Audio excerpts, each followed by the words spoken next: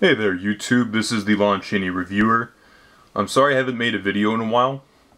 I'm going to start doing my favorite movies list probably this week. I just been, relaxing for, winter break and all that sort of stuff. So today what I wanted to do was give my 2012 top 10. Now, I haven't seen a couple of films, like I haven't seen Beasts of the Southern Wild or like Zero Dark 30, so keep that in mind when I'm telling you my list. But before I do that, I want to give some honorable mentions. Skyfall is an honorable mention for my list of 2012. It would probably be number 11 on this list. I felt that I've not seen a lot of Bond films, but the Bond films I had seen were pretty terrible. I had seen Die Another Day, Casino Royale, and Quantum of Solace, and whether you like those films or not, that's you. But I felt Skyfall was kind of like, I'm an alcoholic bum that used to be the greatest thing ever, and then you're like, shit, I gotta get my life together. And that's what Skyfall was. It really revived the James Bond franchise, and I was actually able to thoroughly enjoy the film. For me, my favorite part about it was Javier Bardem. I mean, let's face it, he's Javier Bardem. He's awesome. Another note on this video, this is mainly just going to be an audio video. I'm not really going to do much on screen. It's just going to be Buddha up here. So if you're, on the computer doing stuff, you could probably just watch this on YouTube and do other things while I'm talking about these movies. I also want to say the two most disappointing films of 2012 were Prometheus and The Dark Knight Rises. Let me talk about Prometheus. There were a lot of plot holes and inconsistencies in Prometheus, but I think the biggest downfall of Prometheus is the lack of interesting characters. Yes, I enjoyed Michael Fassbender. Yes, I really enjoyed Noomi Rapace. And I love the visuals in the film, but just most of the characters, when they make sacrifices or when they get killed off, I really just don't care. I really don't care about any of them. I have no attachment.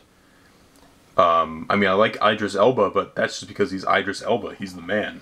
So, there you go. That's my opinion. But Prometheus, I hope the sequel does a better job, and I'm cautiously optimistic for it. And I do own the film on Blu-ray, and I do watch it because it's just a gorgeous film to look at, and Michael Fassbender and Noomi Rapace are really good in it. Now, Dark Knight Rises is probably going to be the most controversial one because I know a lot of people who love this film. And I saw this film 3 times in the theaters. So it's not like I just saw it once, never saw it again. No, I saw it 3 times in the theaters, and I saw it twice at home recently because, I own the trilogy on Blu-ray now. My opinions on the film, the good things I liked, I loved Christian Bale in it. I felt that was his best performance out of the entire trilogy. I just like the fact that he plays this broken man who just doesn't think he has it in him anymore, and then when he tries to go back out there, he just gets beaten, and in the end, he comes back, better than ever. It's kind of like a Rocky movie, almost. That's what my uncle compared these movies to. They're kind of like Rocky movies. In the first one, he's just the beginner, contender. The second one, he's like champion of the world, but he finds that, he's not invincible. And then when it comes to the third one, he's getting old. So, the things I didn't like, I really didn't like any of the villains. Actually, I hated Bane as a character. He was just so cliche and so boring. Say what you will about Heath Ledger's Joker, but he was at least a character that was relevant for our time. And he's a character that performance is just immortal. I just felt with Bane, yeah, Tom Hardy's a great actor and all, but I felt any actor could have played Bane. I mean, it was mainly in the voice. That's it. Tom Hardy really didn't have to physically inhabit that character. And I've heard some people think he should get an Oscar nomination. No. Andy Serkis should have gotten an Oscar nomination in his motion capture performance, because he was able to convey more in that than Tom Hardy was in this. But other than that, I feel Bane is just a comic relief villain. I couldn't help but laugh at everything he says. He's just a funny character. He's unintentionally hilarious. And it's kind of ironic because a lot of people think that Christopher Nolan doesn't have a sense of humor in his films. but I find he is the most hysterical thing in any Christopher Nolan film. And then the other villains like Daggett and Stryver or whatever the hell their names were, they were just uninteresting. And when they introduced them, I'm like, are you kidding me? Are these characters? And I just felt Christopher Nolan was just like, you know what? If the studio is going to make me do this, I'm Christopher Nolan, I'll just do what I want. I still enjoyed the film. You know, it's just, I think it's really overrated. And I think it was probably my second biggest disappointment for 2012 in terms of movies. But that's just my opinion. Remember that, folks. That's an opinion. It's not a fact. Like, I know a lot more people that are willing to say Bane is the greatest thing ever, and that's fine. Because I can see why people like Bane. It's just, I didn't. Anyway. Oh, but I think one way they could have made The Dark Knight Rises better, just a side note, is if they split it up into two movies. Like, part one is, like, everything up until Bane blows up the stadium. And then, like, the other part is, like, Batman trying to come back. I think that would have been a much smoother transition. That's just me talking. Anyway, next film on my list, the number 10 favorite film of 2012 for me was Les Miserables. I mainly enjoyed this film for individual parts rather than the whole, because I felt the whole was a little rushed. I saw this as a high school production, and I felt they paced it very well, but the film version just felt very, very rushed. And I'm familiar with the source material, so it only makes it that much more obvious. And, what else? I loved Anne Hathaway. She was the best part of that movie. You know, they should just give her the Oscar right now, because she was so compelling in that film. It was kind of ridiculous. Hugh Jackman I thought was good. I've seen him live, which is kind of funny. When you've seen an actor or a performer live and then you see them in a movie, you kind of just, it's kind of like not the same anymore. Like, I felt that way when I saw The Master, because I saw Philip Seymour Hoffman in Death of a Salesman. Also, The Master is another honorable mention, by the way, because I enjoyed the performances, but the story was just so-so, in my opinion. But aside from that, I want to say Les Mis, the biggest fault of Les Mis is Russell Crowe. I didn't think I was going to mind it, but then I realized Javert's my favorite character in Les Mis, and he plays such an important role that it kind of was distracting. And the best way I can describe his singing, he's kind of sounds like he's constipated when he's singing. So, yeah, no offense to you, Russell Crowe. That's just my opinion. There are probably other people who really love Russell Crowe's your performance, Russell Crowe, but just not me. So, yeah, number 9, Cloud Atlas. I saw this film during, like, Hurricane Sandy week, and it was kind of a really nice piece of escapism. It takes place during several different time periods and deals with the themes of reincarnation and, like, revolution and all that sort of stuff. And it was a really, really enjoyable film. It was a nice piece of filmmaking, and it was a lot of fun because it was a 3-hour film that wasn't like a superhero film, you know what I mean? Like, a lot of 3-hour movies these days are like superhero or Lord of the Rings type movies.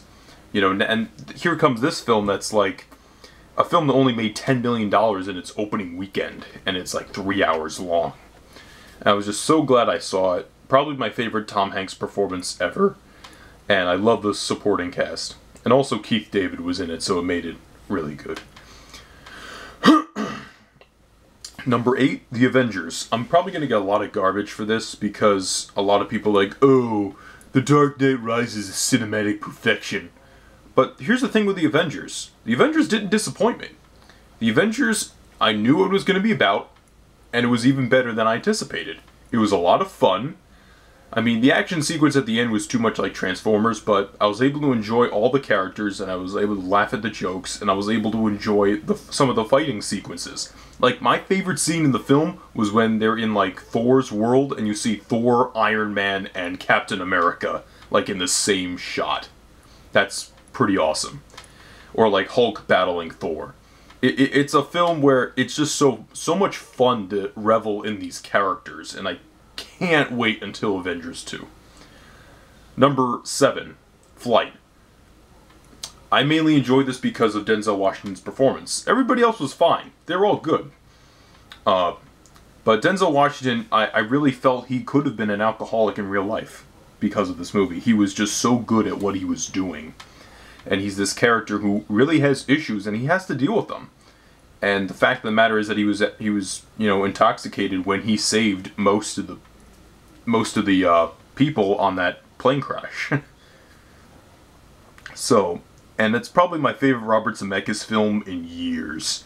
Like, I'm sorry, I hate Forrest Gump with a passion, because I'm not even going to get into that. But anyway, Flight, I really recommend it.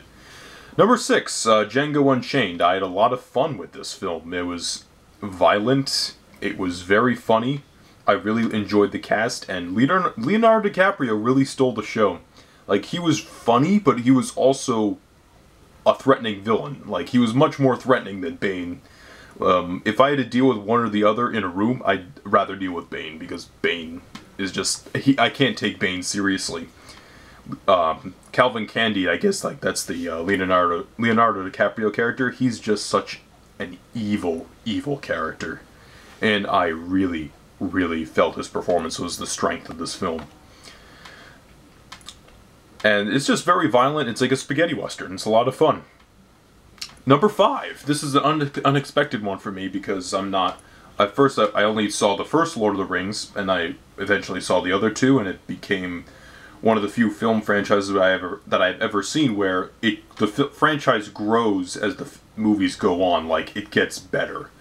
And my number 5 pick for this year is The Hobbit: Unexpected Journey.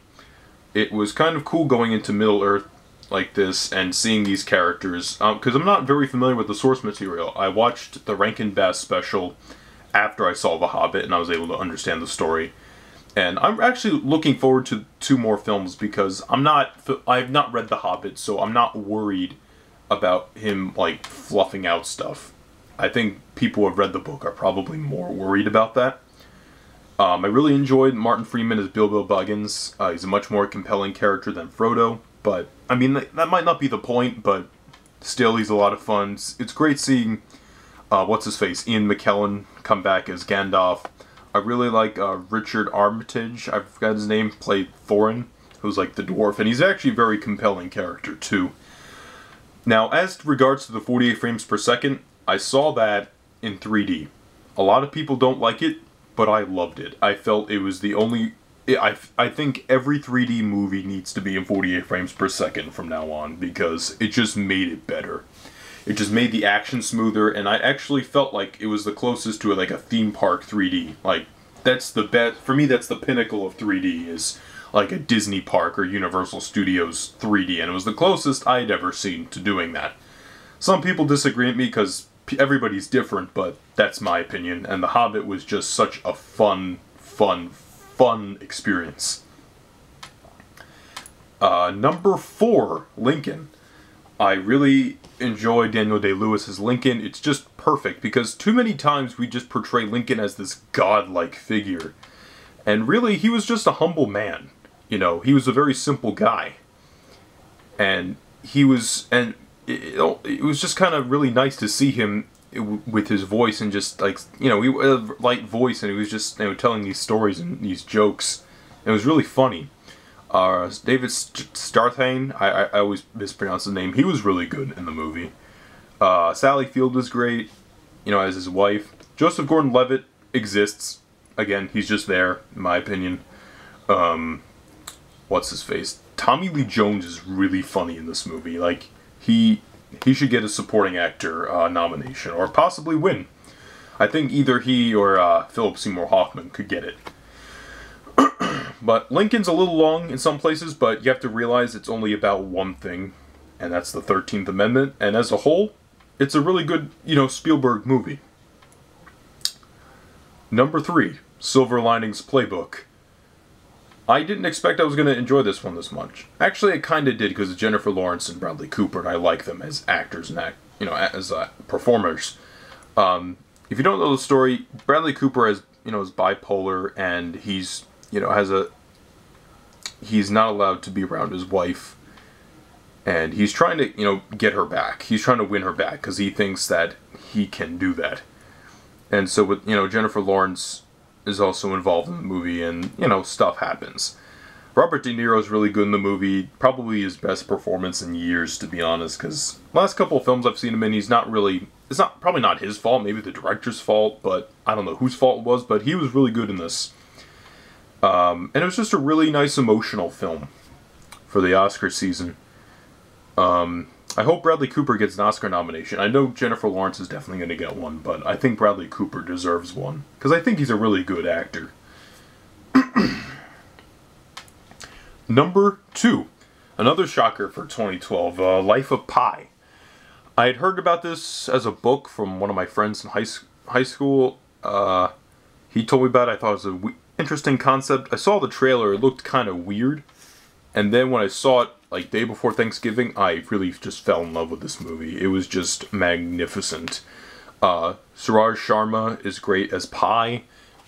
The special effects on the tiger were amazing. Like, I really felt at some moments that was a real tiger. Basically, the story is like a kid is on a boat. He gets out to sea 227 days stuck with a tiger. And they need each other for survival. But the thing is, the relationship is not sentimental. Like, it's not like, oh, he's my best friend. No, he's kind of like, they need each other to exist. Otherwise, the other would die. But Life of Pi is just beautifully made by Ang Lee. The special effects are quite incredible, and I just really enjoyed it. It's a really nice film. Number 1, Argo. I can't wait till Ben Affleck's next film, because I love The Town and I love this. I haven't seen Gone Baby Gone yet, but man, Argo was so good. It's one of those films where sometimes with a movie I'll say I want to change this, I want to change that. With this movie, there is nothing I want to change. There is not one thing I would change about this movie. It's just the acting, the script, the direction, the pace. It just all worked somehow. I really enjoyed the performances. Bryan Cranston was good. John Goodman was good. All the hostages were great as well. They were actually very compelling characters. And Alan Arkin's really funny in this movie. Ben Affleck is also very good in his character. And I really like that this film is a movie about a mission that they made a fake movie in order to save people. It was probably more complicated than that, and, in some ways he probably had to simplify the film, but you know what? It's a lot of fun, and if you want to see the real information, you can look it out yourself. So, my top 10 is 10's Les Mis, 9's Cloud Atlas, 8 The Avengers, 7 is Flight, 6 is Django Unchained, 5 is The Hobbit, Unexpected Journey, 4 is Lincoln, 3 is Silver Linings Playbook, number 2 is Life of Pi, number 1 is Argo, honorable mention is Skyfall, and The Master, I guess. And maybe Moonrise Kingdom, I'll put that in there too. I really enjoyed Moonrise Kingdom, but I really enjoy Wes Anderson anyway. And, yeah, that's really about it, guys. Thank you for watching this. Later this week, I'll start doing my top 30 favorite films, and I'm going to start out with number 30, which is going to be a film. It's going, you may or may not be surprised. So, thanks, guys.